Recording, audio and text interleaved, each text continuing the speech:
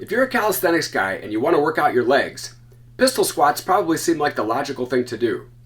In this video, I'm going to argue that pistol squats are at least a little bit dangerous and that putting some weight onto normal squats is a better approach.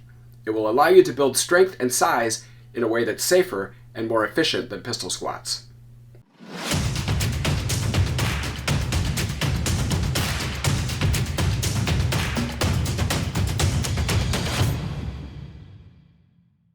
I'm going to get to the main topic in a minute, but first I want to show off a bit. I want to show some of my recent progress. Since my shoulder injury put a damper on most of the upper body stuff that I usually do, I started doing more lower body stuff. I'm going to show you a recent milestone that I achieved: 15 paused ATG squats with 50 pounds of added weight. I decided to put it in the video partly because I feel like it's significant, and partly because it's recently dawned on me. I'd better start recording my accomplishments because at my age, you never know. This might be as good as it gets. Now, I realize that this is not going to impress any powerlifters. It probably won't impress pure calisthenics people either, because it's not like 1,000 reps of bodyweight squats. But I think that this is a good compromise between strength building, hypertrophy, and endurance. And I just want to emphasize a couple of things. First, these are really ATG squats. I'm going all the way to the bottom so that my hamstrings and calves are squished together. I pause briefly at the bottom, and during the pause, I'm not applying any upward force at all. Also, I'm an old guy with a long history of back problems. The bottom position of an ATG squat is definitely a compromised position for my lower back. I'm pretty flexible, but not so flexible that I can get to the bottom of an ATG squat without rounding my back a little. I've hurt my back several times in positions like this, so I feel like just the fact that I've strengthened my back to the point where I can do this move at all is an accomplishment. You know what occurs to me? This is probably like having to explain a joke. Like, if you have to explain why it's impressive, it's probably not all that impressive. But anyway, having done these for the past 6 or 8 months, I think I can make the following statement. This is a better exercise than pistol squats. Why do I say that? Well, first remember that I am kind of an old guy and I have had a lot of back problems. So part of my perspective on things comes from many years of having to work around my back problems and from my experience with pistol squats. I did learn pistols a long time ago, maybe 12 or 13 years ago. I was able to do 2 or 3 on each side. Then one day, I threw my back out badly while doing them, and I haven't done them since. Here's what I think. If you do bodyweight squats with good form, you're probably completely safe. That is, normal bodyweight squats are probably not something that will compromise your back. But if you start to go deeper and approach an ATG squat, unless you have exceptional flexibility, you're going to round your back somewhat at the bottom. And that rounded back position is somewhat compromising for your lower back. More so if you start adding weight. Not that you shouldn't do it necessarily, but it is something that you want to be aware of and something that you should approach cautiously. A pistol squat is a lot more compromising. It also involves rounding your lower back at the bottom. In fact, it's probably physically impossible to get to the bottom position of a pistol squat without rounding your back. In addition, because you're doing the move with one leg, with the other leg sticking out in front of you, your lower back will also end up being pulled to one side. It's similar to the classic thing that's bad for your back, lifting and twisting at the same time.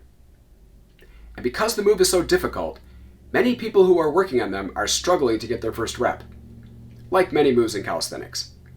And many people who can already do them can only do a couple of reps. So, it's an intrinsically compromising move, a move that by its nature takes you into kind of a dangerous position, and which is also often done like a 1-rep max. Not a great combination.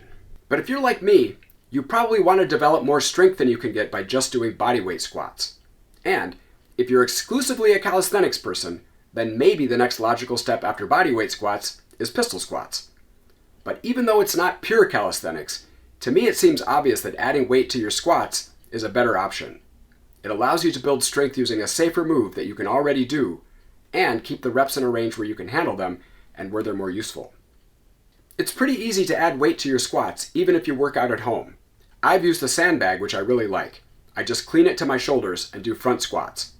I stopped doing them that way when my shoulder got really bad because landing the sandbag on my shoulder started hurting it.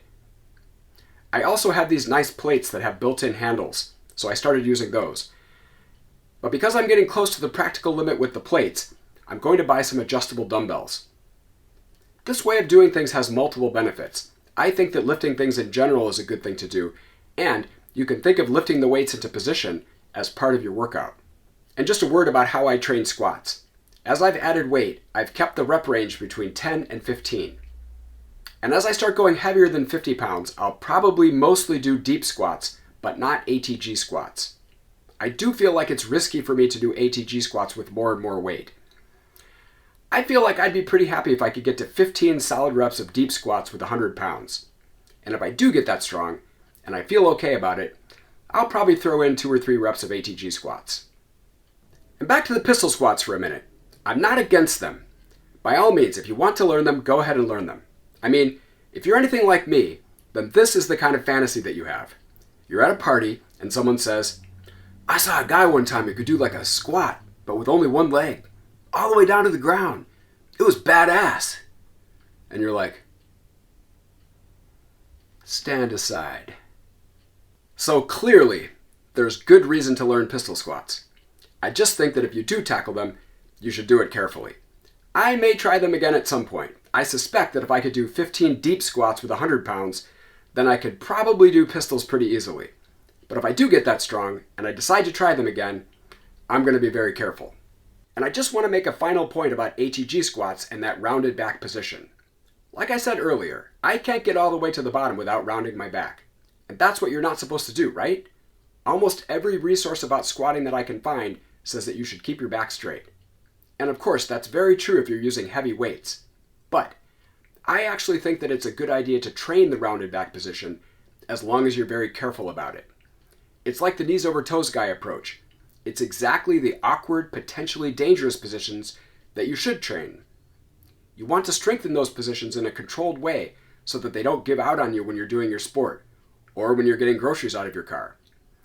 It seems to me that the more rounded back training I've done, both lifting and squatting, the stronger and more resistant to injury my lower back has gotten. But of course, if you're going to train the rounded back position or any other compromising position, do it very carefully. It's a good idea to keep the weight or intensity in a range where you can do many reps with good form. And if you're going to add weight or intensity, progress slowly. Make sure you give your tendons and ligaments time to adapt. If you go too hard, you'll probably get injured. And move through the most compromising position very slowly. Like, if you're doing ATG squats, move into and out of the very bottom position slowly. Don't go fast, and especially don't bounce. There's a fine line between doing enough intensity that you strengthen the tissues involved in those compromising positions and going too hard so that you get injured. Alright, that's it. Thanks for watching. Hit the like button if you enjoyed the video and subscribe for more content like this. Let me know in the comments if you have any thoughts or any questions. Good luck with your training, and I'll see you in the next video.